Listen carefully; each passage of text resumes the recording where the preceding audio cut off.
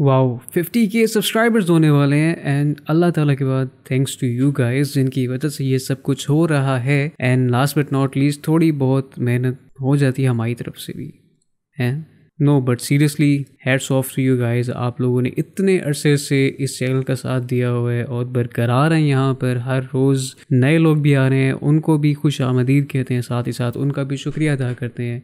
So stay blessed all of you. Anyhow, हम इंसानों को अंधेरे से डर नहीं लगता, बल्कि अंधेरे में क्या हो सकता है सारा मसला ये है। कहने का मकसद ये है कि आज की जो पहली कहानी है वो इरम ने सबमिट की है, जो इस्लामाबाद में रहती हैं लेकिन उनका ताल्लुक मुजफ्फराबाद आज़ाद कश्मीर से है। और बहुत अरसा पहले वो जहाँ जिस गांव में उनकी रिहाइश थी वहाँ पर एक लेजेंड मशहूर हो गया था कि रात के वक्त लोगों के साथ अलग अलग तरीके से हादसात रूनमा हो रहे थे। और बकौल वहाँ के मुकामियों का उनका ये कहना था कि इस सब के पीछे एक चुड़ैल का हाथ है। अस्सलाम वालेकुम, I am dude horror and welcome to another episode of horror stories, जहाँ मैं आप लोगों की भेजी हुई हॉरर स्टोरीज को नरेट करता हूँ। अगर आपके पास भी कोई हॉरर स्टोरी है शेयर करने के लिए तो इस ईमेल के ऊपर अपनी स्टोरीज लिखकर आप शेयर कर सकते हैं। आज की स्केरी स्टोरीज को सबमिट किया है इरम, अब्दुल वहाब, डॉक्टर सलमा, फातिमा और तस्लीम ने। इससे पहले कि हम अपने आज के एपिसोड की तरफ बढ़ें, आखिर में इस एपिसोड के एक ऐसी कहानी है कि जब मैं पढ़ रहा था मैं हैरान भी हुआ था और परेशान भी हुआ था। और जो कुछ मैंने एक्सपीरियंस किया है मैं चाहता हूँ कि वो आप भी एक्सपीरियंस करें। इसलिए वो कहानी मैं आपको इन तमाम स्टोरीज के बाद लाइव सुनाऊँगा, यानी कि उसके ऊपर कोई एनिमेशन नहीं चलेगी।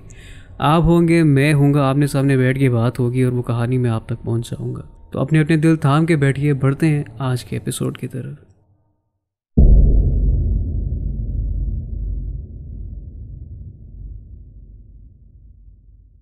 मेरा नाम सलमा है और मैं बेसिकली आज़ाद कश्मीर मुजफ्फराबाद से हूँ। कुछ साल पहले से मैं इस्लामाबाद में रह रही हूँ, तकरीबन 6 साल हो चुके हैं। हमारा जो घर है वो मुजफ्फराबाद में वाक़ है और वो जब बन रहा था तो मुकम्मल तामीर नहीं हुआ था, यानी कि उसकी 4 दीवारी होना अभी बाकी थी। तो अक्सर मैं रात देर तक सहन में बैठे चाँद को देखती थी और साथ पढ़ाई भी किया करती थी।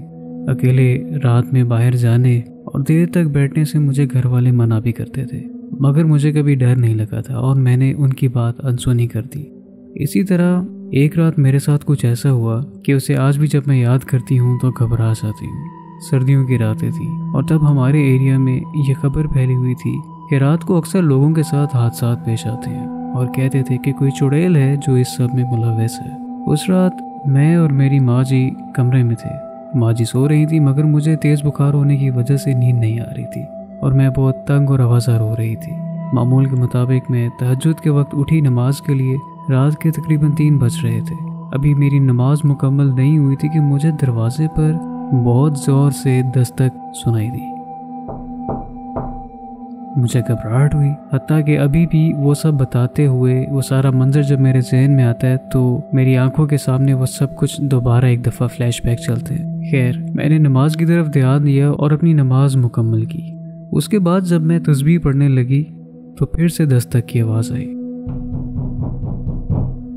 और बहुत ही अजीब तरीके से दस्तक हो रही थी, जैसे कोई जोर लगा रहा है। मैं उठी और मैंने फ़ौरन से दरवाज़ा खोल दिया। जब मैंने देखा तो सामने और बाहर कोई भी नहीं था।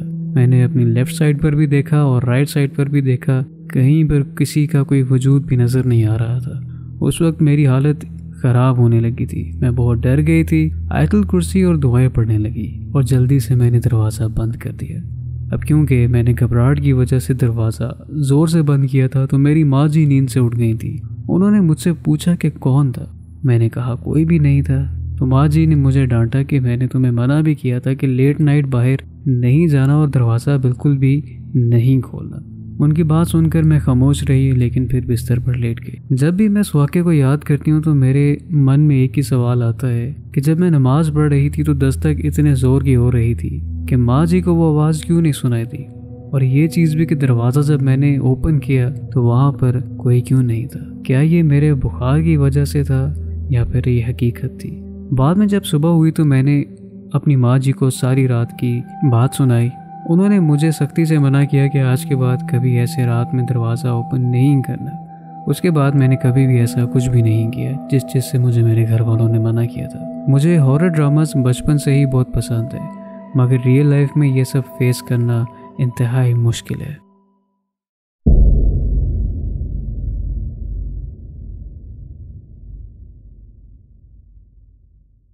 मेरा नाम आयत है और ये वाक़या मेरे साथ 3 साल पहले हुआ था।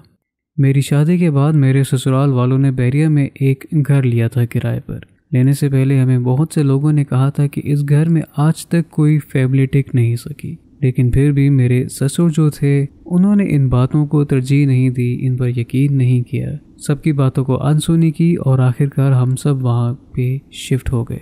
शिफ्ट होने के बाद सबके साथ कोई ना कोई वाक़या होना शुरू हो गया। मैं अपने हस्बैंड के साथ नीचे वाले पोर्शन में रहती थी और हमें रोज़ रात को ऊपर वाले पोर्शन से आवाज़ें आती थी, जैसे वहाँ कोई किसी चीज़ को घसीट रहा हो। हमें लगता था शायद जो सास और ससुर हैं कोई फर्नीचर वगैरह मूव कर रहे हैं, लेकिन ये आवाज़ फिर रोज़ आने लगी। फिर एक रात जब मैं ऊपर गई तो ऊपर बिल्कुल सन्नाटा था और सब सो रहे थे। मुझे समझ नहीं आया कि ये आवाज़ें फिर आखिर कहाँ से आती हैं। इसी तरह एक दिन मेरी सास जब घर आई तो मेरी सास अपने रूम में बैठी थी, तो उन्होंने देखा कि उनकी जो बेटी है यानी कि मेरी नंद, वो कमरे में दाखिल होकर बाथरूम में चली गई है। लेकिन हुआ इस तरह से कि थोड़ी ही देर बाद मेरी नंद यूनिवर्सिटी से घर वापस आई और उसको देखकर मेरी सास का एक रंग आए और एक जाए। वो उसे देखकर हक्की बक्की और दंग रह गई थी कि अभी तो मैंने उसको बाथरूम में जाते हुए देखा था। वो उठी और फौरन वॉशरूम जाकर उन्होंने देखा तो वहाँ पर कोई भी नहीं था। और तो और एक वाक़या ये भी हुआ था कि मैं अपने हस्बैंड के साथ रूम में बैठी थी जब अचानक लाइट चली गई और रूम में बिल्कुल अंधेरा हो गया। जो थोड़ी सी रोशनी खिड़की से आ रही थी उसे मैंने देखा कि मेरे हस्बैंड के पीछे एक साया था किसी बच्चे का, और उसे देखकर बेसाख्ता मेरी चीख निकल गई। एक और दिन ऐसा भी हुआ कि मैं अपने रूम में अकेली बैठी थी और मेरे रूम का दरवाज़ा खुद ब खुद खुल गया। मुझे शुरू में लगा कि शायद हवा की वजह से ये सब कुछ हो रहा है, लेकिन जब मैं कमरे से बाहर निकली तो बाहर बिल्कुल तेज़ धूप निकली हुई थी और इंतहा की गर्मी थी। ऐसे ही बहुत से वाक़यात हुए, हमने देखे, साए देखे, आवाज़ें सुनी। फिर आखिरकार हमने उस घर से मूव आउट कर लिया।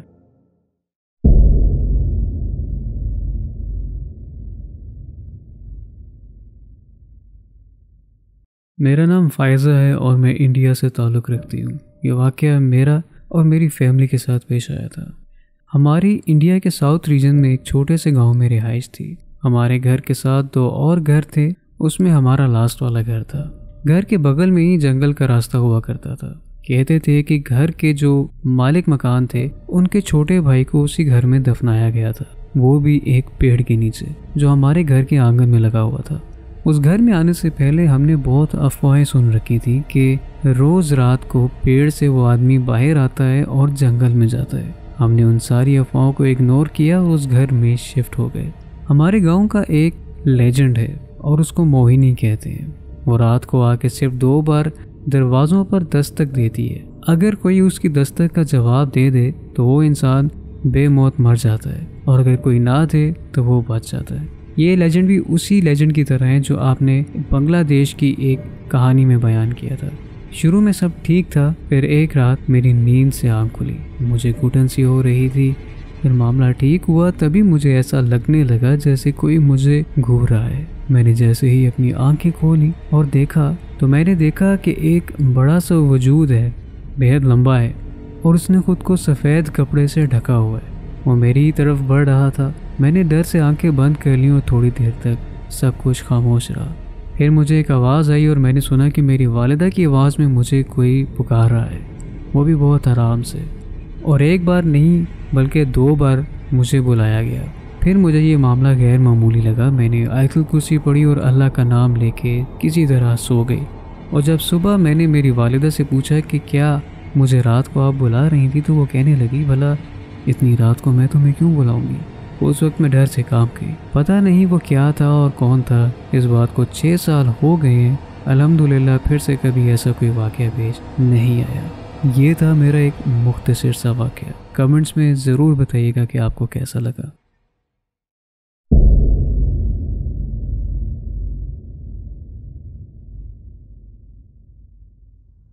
मेरा नाम अब्दुल वहाब है।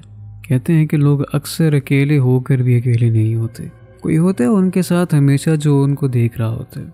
ऐसा एक खौफनाक किस्सा जो मेरे साथ हाल ही में पेश आया था, आज मैं आप सबके साथ वो शेयर करना चाहूँगा। ये बात अभी ताज़ा मेरे साथ हुई है। हम लोग यानी मैं और मेरे अम्मी अब्बू अभी एक नए घर में शिफ्ट हुए थे।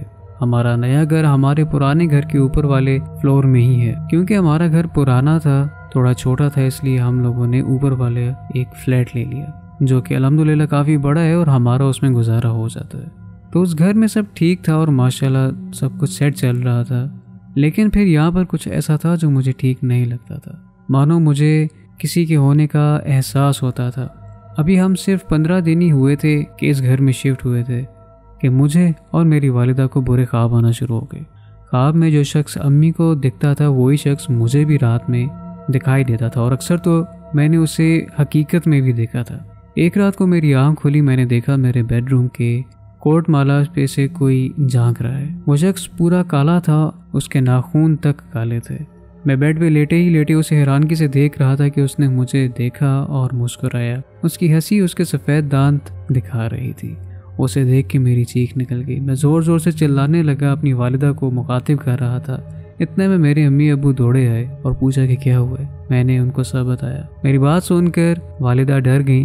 वालिदा ने कहा कि मैंने भी अपने ख्वाब में इसी तरह से एक शख्स देखा है जिसकी तुम डिस्क्रिप्शन दे रहे हो। ये सुन के हम तीनों काफ़ी हैरान हो गए। मैं, मेरे अम्मी अब्बू, हम सब आयतुल कुर्सी पढ़ने लगे और कैसे ही करके हमने उस रात वहाँ पर अपना वक्त गुजारा। उसके बाद हम काफ़ी दिनों तक नमाज और कुरान की इबादत पाबंदी से करने लगे। कुछ दिन बीत गए। ऐसे ही रात में मैं सो रहा था कि मैंने अपने ख्वाब में देखा कि एक आदमी मुझे हमारे उस पुराने घर में लेके जा रहा है और वहाँ ले जा के बोलता है, सुनो, इस घर में एक जिन रहता है जो कि एक बुरा जिन है, तुम इससे संभल के रहना, और जिस घर में तुम अभी रहते हो उस घर में तो इससे भी बड़ा एक जिन रहता है। ये सुन के मेरी आंख एकदम से खुली। मैंने फ़ौरन से कलमा आयतुल कुर्सी पढ़ना शुरू कर दिया। जिक्र करते ही करते मैं सो गया। अगली सुबह मैंने ये बात अम्मी को बताई। अम्मी काफ़ी डर गई। उसके बाद हमने घर में कुरान पाक की तिलावत शुरू कर दी। अल्हम्दुलिल्लाह अब ये मामला काफ़ी हद तक काबू में आ चुके हैं। लेकिन आज भी जब मैं घर में अकेले नमाज पढ़ता हूँ तो मुझे ऐसा लगता है कि कोई मुझे गुस्से से घूर रहा है।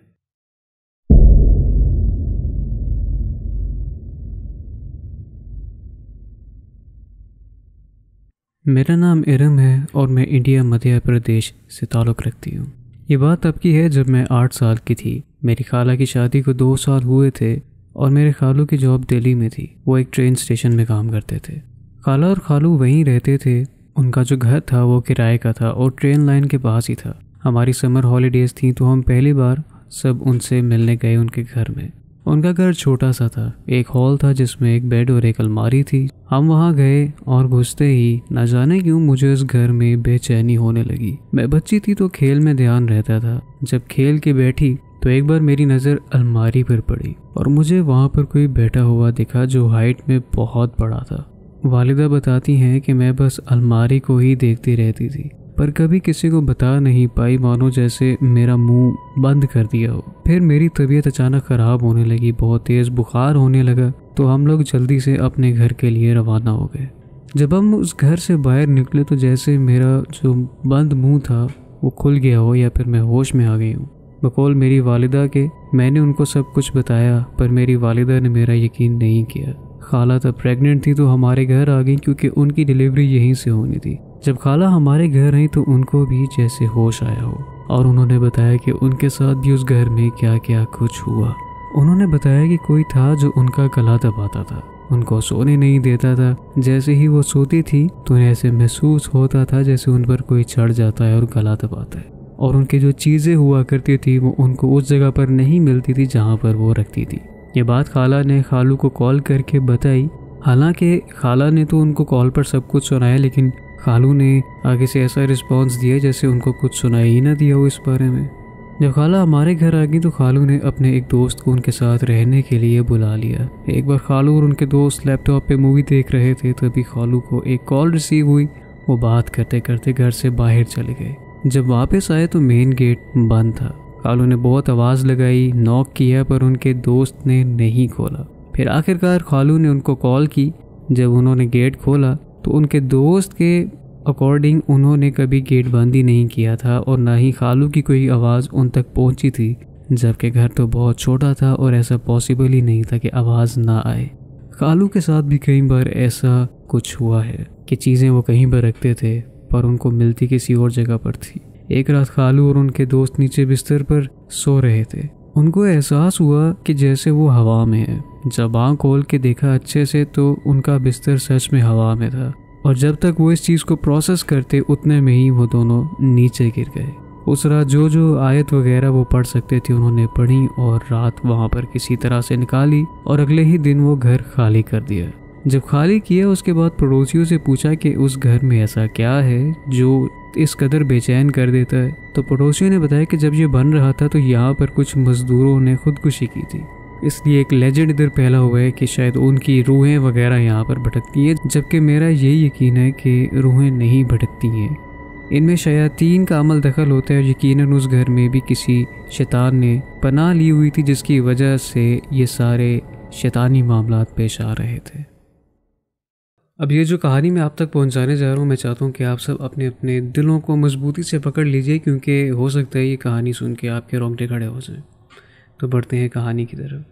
आज जो वाक़या मैं आपको सुनाने जा रही हूँ वो मेरी दादी जान से जुड़ा है। मैं तकरीबन 3 साल की थी जब ये वाक़या मेरी दादी के साथ पेश आया, और इस बात को 20 साल गुजर चुके हैं। मेरी दादी और मेरे चाचू गांव में रहते हैं और हमारी फैमिली शहर में रहती है। एक दफ़ा हम किसी काम से गांव गए, वापसी में क्योंकि अब्बा जी साथ नहीं थे तो दादी ने कहा कि मैं तुम लोगों को छोड़ आती हूँ। मेरी अम्मी के पास चूँकि मेरा भाई था तो मेरी दादी ने मेरा हाथ पकड़ लिया। कुछ फासला उन्होंने पैदल ही तय करना था। दादी ने मेरी अम्मी से रास्ता बदल लिया। रास्ते में कुछ वीरान जंगल जैसी जगह आई जहाँ मेरी दादी को हाजत महसूस हुई, और उन्होंने वहीं कहीं दरख्त के पास अपनी हाजत पूरी कर ली। क्योंकि तब ज़्यादातर बैतुल खला नहीं हुआ करते थे तो इस बात को ज़्यादा ऑड ना समझा गया। अब हम जब घर पहुंचे तो दादी ने सारे रास्ते कोई बात न की। जब हम घर आए तो दादी ने बिल्कुल कोई बात नहीं की, वरना वो अब्बू से ही अमूमन बात करती हैं, पर ऐसा महसूस हो रहा था जैसे कोई नाराज़गी चल रही है, पर ऐसी तो कोई बात ही नहीं हुई थी। हत्ता कि अब्बू दादी माँ के लिए जलेबियाँ भी लेकर आए थे जो उनको बहुत पसंद थी, लेकिन उन्होंने जलेबियाँ भी नहीं खाई। अगले रोज़ सुबह होते ही वो वापस चली गईं। जब घर पहुंची तो कुछ जिन्नात की हाजिरी हुई उनके अंदर। उन्होंने कहा कि हम इसे थप्पड़ मारते थे कि ये बात ना कर सके, और इसका बेटा जो जलेबियाँ लाया था वो भी ना खा सके, इसलिए हमने इसका मुंह बंद रखा हुआ था। उन्होंने बताया कि उनके यहाँ कोई शादी की तकरीब चल रही थी और उनके खाने में दादी ने गलाजत डाल दी, जिसकी वजह से उन्होंने दादी को पकड़ा है, और ये कि उन्हें दादी की पोटी जिन्नात को बहुत पसंद आई थी। पर उन्होंने कहा कि उस बच्ची का कोई कसूर नहीं, यानी कि मैं जो अपने दादी के साथ मौजूद थी, तो इसलिए उन्होंने मुझे छोड़ दिया, वरना अंजाम बुरा हो सकता था। और मेरी दादी बताती थी कि उन्होंने मुझे भी कहा था कि अगर तुम्हें बाथरूम जाना है तो तुम यहीं पर इस्तेमाल कर लो दरख्त को, वरना रास्ता लंबा हो जाएगा। इसलिए मैंने उनकी बात को इग्नोर किया और मैंने कहा कि मुझे हाजत महसूस नहीं हो रही तो हम चलते हैं। खैर, फिर मेरे दादा ने मजाक में कहा उन जिन्नात से मुखातिब हो के, तुमने किसी लड़की को पकड़ना था, भला इस बूढ़ी औरत को क्यों पकड़ के बैठे हो। तो इस बात पर जिन्नात ने गौर व फिक्र की और तब वो मेरी चाची पर काबिज हो गए। वो एक जिन नहीं बल्कि उनका पूरा ख़ानदान था और उनके चेहरे काले और खौफनाक थे। फिर जिन्नात के असरात मेरे चाचू पर भी नज़र आने लगे। वो उनको थप्पड़ मारते थे और मेरी चाची को गुदगुदी करते थे, जिससे उनका बुरा हाल हो जाता था। फिर उन्होंने किसी साहिब इल्म को बुलाया जिन्होंने दम वगैरह किया। कुछ कुरानी आयत लिखी हुई थी जो आज तक उन्होंने दीवार पर लटकाई हुई है, और उनसे वादा लिया कि वो जिन्नात कभी वापस नहीं आएंगे। ये वो कहानी थी। अब इसमें थोड़ी बहुत गलती मेरी भी थी कि जहाँ पर जिक्र है दादी की, वो बेसिकली दादी की पोती नहीं, वो दादी की पोती का जिक्र था जो मैंने मिसरीड किया था। खैर, मैं उम्मीद करता हूँ कि जिन्होंने वो स्टोरी भेजी है वो मुझे माफ़ कर दें इसके लिए, लेकिन उनसे मेरी बात खैर ईमेल के ऊपर हो गई थी और बकौल उनकी ये काफ़ी फ़नी स्टोरी थी, मैंने सोचा आप लोगों को भी सुनाऊँ। तो एक बहुत ही स्ट्रेंज सा इंसिडेंट था। उम्मीद है कि आप लोगों को पसंद आया होगा आज के एपिसोड, और do let me know in the comments कि इस स्टोरी का टाइटल क्या होना चाहिए। अपने घर वालों का ख्याल रखिएगा। मिलते हैं आपसे अगले एपिसोड में, तब तक के लिए फ़ी अमान अल्लाह।